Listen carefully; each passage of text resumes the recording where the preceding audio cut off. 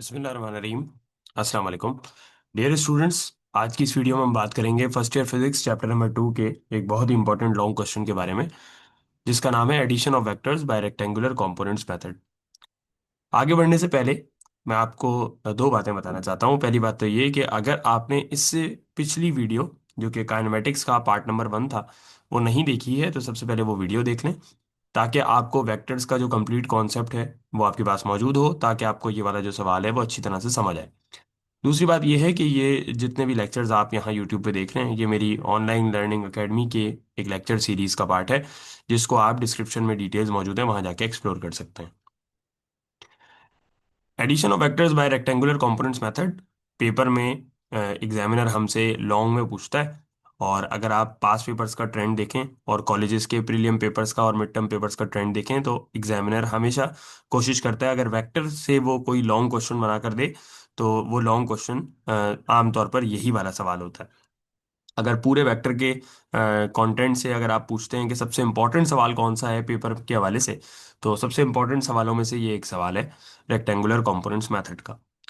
अच्छा, सबसे पहले मैं आपको ये बता दूं कि वेक्टर्स को ऐड करने के हमारे कोर्स में टोटल 3 तरीके हैं। एक तरीका है जो कहलाता है हेड टू टेल रूल, दूसरा तरीका है जो कहलाता है पैरेललोग्राम मेथड, और तीसरा तरीका कहलाता है रेक्टेंगुलर कंपोनेंट मेथड।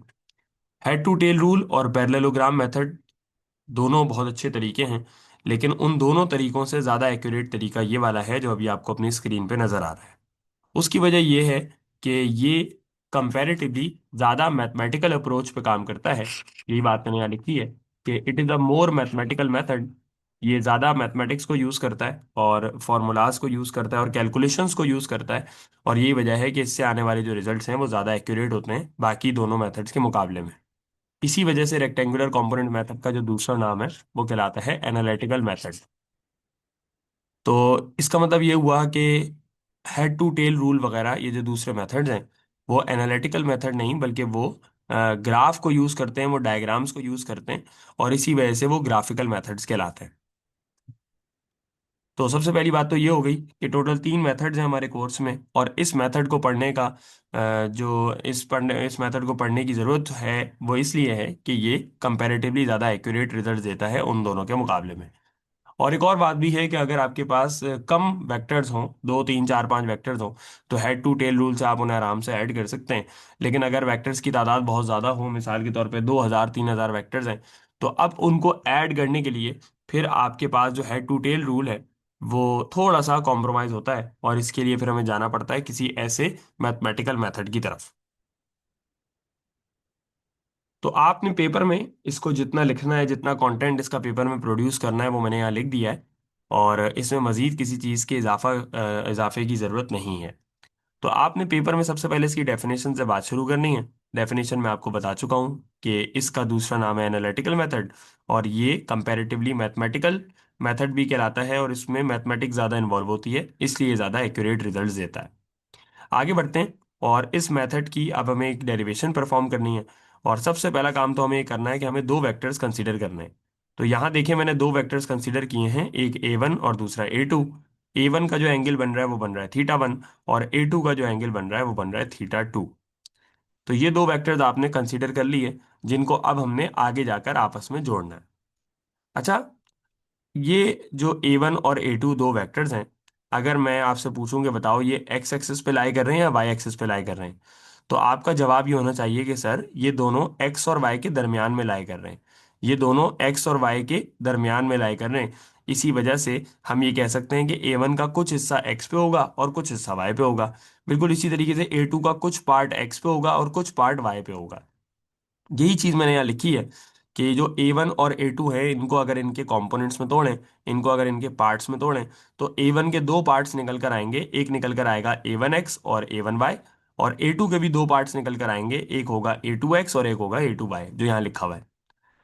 आपको ये बात पता है, आप क्लास 9 से बात पढ़ते आ रहे हैं कि भाई Fx का फॉर्मूला होता है F cos थीटा, Fy का फॉर्मूला होता है F sin थीटा। बिल्कुल इसी तरीके से यहाँ पर जो A1 है ना, A1x है, उसका फॉर्मूला होगा A1 cos थीटा, और A1y का फॉर्मूला होगा A1 sin थीटा। लेकिन क्योंकि A1 का एंगल थीटा 1 है, तो इसलिए आपको यहाँ पे नजर आ रहा है A1 cos थीटा 1 और A1 sin थीटा 1। बिल्कुल इसी तरीके से A2x का फॉर्मूला होगा A2 cos थीटा 2, और A2 y का फॉर्मूला होगा A2 sin θ2। तो ये आपको यहां पर बेटा मैंने दोनों वेक्टर्स को उनके पार्ट्स में ब्रेक करके दिखा दिया। अब हमने इस पूरे टॉपिक के सबसे सेंसिटिव और सबसे क्रूशल पार्ट की तरफ जाना है और इनको डायग्राम बनाकर ऐड करना है। तो कोई घबराने की या परेशान होने की जरूरत बिल्कुल नहीं है। ये बहुत ही सिंपल सी डायग्राम है जिसको मैं आपके सामने एक्सप्लेन करता हूँ, और आपको बआसानी ये डायग्राम समझ में आ जाएगी। हम एक काम करते हैं कि हम इस डायग्राम को दोबारा बना लेते हैं ताकि हमें ये डायग्राम बनाते हुए काफी हद तक समझ आ जाए। देखिए, सबसे पहला काम तो आपने ये करना है कि आपने एक ग्राफ के एक्सेस बनाने हैं। तो ये मैंने एक्स एक्सेस बना लिया और एक मैंने बेटा बना लिया वाई एक्सेस। अब आपने करना ये है कि वो जो दोनों वेक्टर आपने बनाए थे ना A1 और A2, आपने वो दोनों वेक्टर्स बनाने हैं यहाँ पे। तो सबसे पहले आप A1 वेक्टर बनाएंगे, ये आ गया वेक्टर A1। और अब आप इसी के आगे से बनाएंगे A2 वेक्टर, तो ये आ गया वेक्टर A2। ठीक है, इससे पहले क्या हो रहा था कि A1 और A2 ये ओरिजिन से ही बने हुए थे। अगर आप ये डायग्राम देखें, A1 और A2 का आगाज जो है ना वो ग्राफ के ओरिजिन से ही हो रहा था, जबकि यहाँ पे मैंने क्या किया, A1 के आगे ही A2 बना लिया हेड टू टेल रूल का इस्तेमाल करते हुए। अच्छा, अब आपने करना ये बेटा कि A1 और A2 को उनके पार्ट्स में तोड़ना है, उनके कंपोनेंट्स में तोड़ना है। तो इसके जो कंपोनेंट्स है ना, मैं उसका एक अलग कलर यूज करूंगा। तो आप ये देखें, A1 के जो दो कंपोनेंट्स होंगे वो कैसे बनेंगे। आपने A1 के हेड से एक लाइन नीचे लेकर आनी है और उसको लाकर इसकी टेल से मिलाना है। तो ये मैंने मिला दिया। ये जो ग्रीन कलर का आपको वेक्टर नजर आ रहा है नीचे वाला, ये वेक्टर कहलाएगा A1 का एक्स कंपोनेंट, और ये वाला जो वेक्टर है ये कहलाएगा A1 का वाई कंपोनेंट।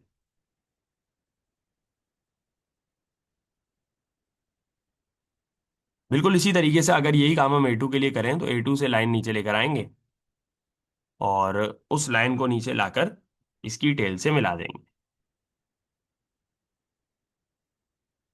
तो ये लाइन हम नीचे लेकर आए और इसको इसकी टेल से मिला दिया। अब ये जो है ये कहलाएगा A2 का एक्स कंपोनेंट, और ये कहलाएगा A2 का वाई कंपोनेंट। आई होप आपको मेरी ये बात बहुत आराम से समझ आई होगी। सर आपने अभी तक क्या किया है बेटा, मैंने अभी तक A1 के दो पार्ट्स बनाए, A1 x और A1 y, और मैंने A2 के दो पार्ट बनाए, A2 x और A2 y। अब मेरे कहने पर ना आप, मेरे कहने पर आप A1 y को, जो आपको A1 y नजर आ रहा है y एक्सिस पे बना हुआ, इसको आप उठाइए और इसको उठा के इसके सामने बना लीजिए। अच्छा सर, सामने कहाँ बनेगा, कैसे बनेगा, देखें। ये मैं इसको एक डिफरेंट कलर से यहाँ ड्रॉ कर रहा हूँ। A1 y को आपने उठाया और इसके सामने आपने यहाँ ड्रॉ कर लिया, ये पर्पल कलर से ड्रॉ हो रहा है। तो आप ये देखें, ये मैंने ड्रॉ कर लिया A1 का y। क्यों किया है ये मैं अभी आपको समझाऊंगा, लेकिन आपने इसको उठाकर इसके सामने ड्रॉ कर लिया। बिल्कुल इसी तरीके से ऊपर आपको A2 का x नजर आ रहा है, उसको उठाकर नीचे ड्रॉ करने A2 x, कुछ इस तरीके से। सर क्या हम ये काम कर सकते हैं? जी बिल्कुल आप ये काम कर सकते हैं। और आपको पता है किसी भी वेक्टर को उठा के उसके सामने आप रख सकते हैं, फिर वो फ्री वेक्टर कहलाता है। ठीक है, तो ये आपने ये काम मुकम्मल कर लिया। ऐसा करने से हमारी डायग्राम का जो नीचे वाला पूरा पोर्शन है वो कंप्लीट हो गया। एक चीज अगर आप नोट कर पा रहे हो तो बहुत जबरदस्त होगा। देखिए, A1 x के आगे A2 x नजर आ रहा है आपको, और A1 y के आगे अगर आप देखें तो आपको A2 y नजर आ रहा है। देखिए ये रहा A1 y, और ये आपको नजर आ रहा है A2 y, एक ही लाइन में आ रहे हैं दोनों।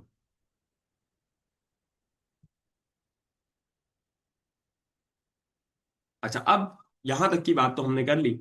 अब आप ये देखें कि हमारे पास ना एक स्टार्टिंग पॉइंट हमें मिल गया है और एक एंडिंग पॉइंट हमें मिल गया है।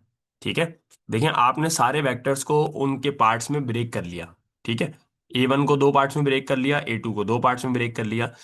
आप अगर रेड वाले वेक्टर्स पे फोकस करें तो रेड वाले वेक्टर्स का आपके पास एक स्टार्टिंग पॉइंट है, ये मैंने स्टार्टिंग पॉइंट बना दिया, और एक आपके पास इनका एंडिंग पॉइंट है जहाँ पे आगे खत्म हो रहे हैं। अब आपने करना ये है कि इनके स्टार्टिंग पॉइंट को इनके एंडिंग पॉइंट से मिला देना है। तो वो हम एक डिफरेंट कलर को यूज करते हुए इनके स्टार्टिंग पॉइंट को इनके एंडिंग पॉइंट से मिलाने की कोशिश करते हैं। तो ये मैंने इनके स्टार्टिंग पॉइंट को इनके एंडिंग पॉइंट से मिला दिया।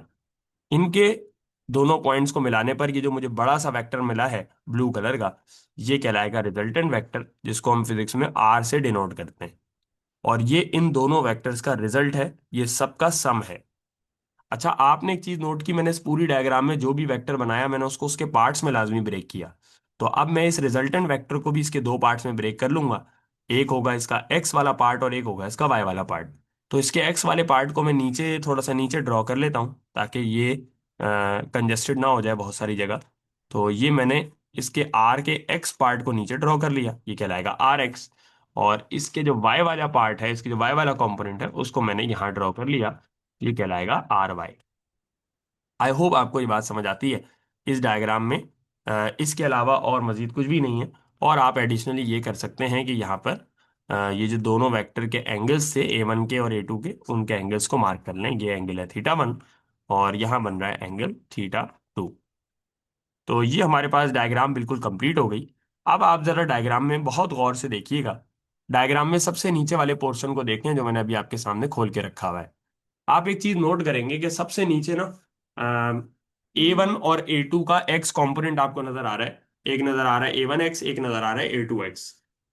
और आपको डायग्राम में गौर करने पे एक चीज समझ आ रही होगी कि यार अगर मैं A1x को A2x में प्लस करता हूं, तो इन दोनों को प्लस करने पे मुझे आंसर में मिल रहा है RX।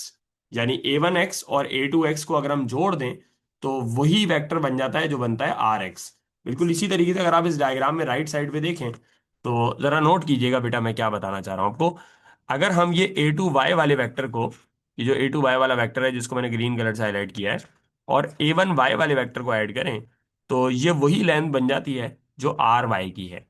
यानी कि हम ये कह सकते हैं कि भाई आर वाई अगर आपको चाहिए तो A1y में A2y ऐड करना होगा, और अगर आर एक्स आपको चाहिए तो A1x में A2x को ऐड करना होगा। तो अब हम अगर डायग्राम से ये बात समझ गए हैं तो ये चीज़ यहाँ लिख भी सकते हैं। मैंने यहाँ ये चीज़ लिखी है कि भाई आर एक्स का मतलब है A1x प्लस A2x, और आर वाई का मतलब है A1y प्लस A2y, जो आपको यहाँ पे लिखा हुआ नजर आ रहा है। अच्छा, अब अगर आप A1x के नीचे इसका फॉर्मूला रख दें तो ये बनेगा A1 cos θ1, और A2x के नीचे फॉर्मूला रख दें तो बनेगा A2 cos θ2। सिमिलरली यहाँ ये बनेगा A1 sin θ1 और A2 sin θ2। सारा काम हो चुका। अब इस टॉपिक को हम क्लोज करने वाले हैं।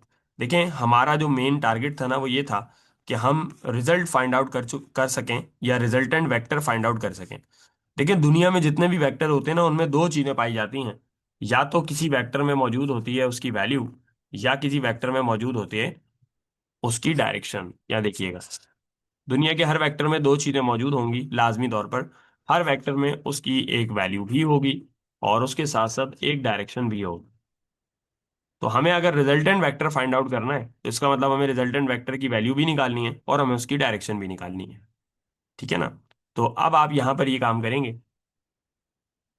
मैंने यहाँ लिखा है for magnitude of the resultant, और आप जानते हैं कि मैग्नीट्यूड का मतलब होता है वैल्यू।